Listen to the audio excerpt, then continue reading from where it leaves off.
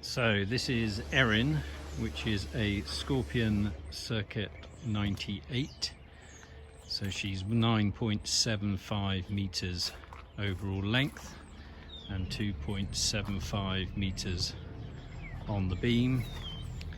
It is a 2016 built boat that was actually commissioned in January 2017. White superstructure, white mouldings, military grey smooth tubes. It has been anti-fouled.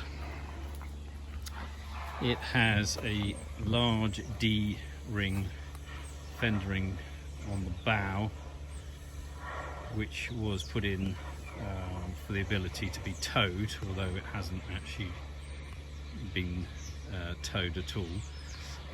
The tubes have grey teardrop rubbing strake with 6 grab handles dotted along the boat, 3 on each side. The tubes are in excellent condition. As I say, it is almost like a brand new boat. Shamrock 5 was the J-class yacht that she was the tender to. It has a pair of Yamaha 225s which have approximately 155 hours, and they come with counter-rotating gearboxes and stainless steel props. On the back they have large U-bolts on either side and one up in the bow, so this boat can actually be lifted as a 3-point lift, and it does have the straps to go with it. Self-draining decks, and obviously with automatic bilge pumps as well. It does have a water tank on the boat. This is the deck shower fitting, so that's on the transom. It also has some very stylish cleats which are push down and pull up. The engines have hydraulic and power assist steering, which are then linked together. This is the boarding ladder, which is a pull-out 3-step dive ladder. It has a high stainless steel Samson post on the stern, which is ideal for towing, skiing, all that sort of thing. And then the boat has the standard Pacific console. It also has the raised locker in the bow, although this one doesn't come with a bow cushion, but one could be made without too many problems. So the large locker up forward has the lifting eye, which is in the center there, and obviously the stowage. Then you can put skis and fenders, lines, all that sort of thing can go in there. That is your water tank filler, which is there. So in the water tank, which is literally under the deck where we're standing, is a 100-litre freshwater tank. It is cold water, but that's the freshwater tank. When closing the locker, you then have the smaller locker up forward, which encompasses the anchor, chain and warp, and this is a manual anchor, chain and warp.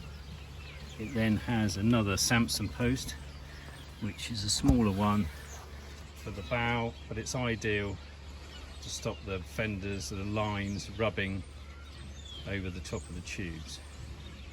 And it has a grey fair lead in the centre of the bow.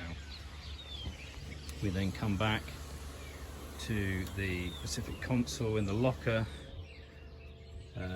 This has the covers in there, so there are individual covers for the console seat, the 2 Ormond seats and the large bench seat aft. It has a storage box which is used for cleaning equipment, and again you can put it for a fridge, would go in there easily, and it also then has a 12-volt supply which you can plug into. This is the MCB panel, which is the mini circuit breaker panel. So these are all trip switches, and they will operate all the electrical systems on the boat. And when shutting down, if you're not using the boat for the winter, they can all be pressed out and then there's no drain on the power. The boat also has deck lights, which are the blue individual deck lights, and there are 4 on the boat. It has a forward seat on the console, which is large enough for 2, and all the material on the boat is in Silvertex grey, so a light silver grey. Stainless steel bimini, which has the Lopo lights attached to it, so the navigation lights, one obviously either side, and then there's one up on the top for the all-round white light. It has a canvas cover over the top. It also has grab rails along the side, which make it ideal for walking down the side of the boat. You've then got 2 compression seats, the Allman seating, Biscaya Allman seating, which are absolutely stunning pieces of engineering, and it's absolutely superb for offshore driving in comfort. Standard layout. On the console we have a Fusion MSUD 750 Bluetooth stereo.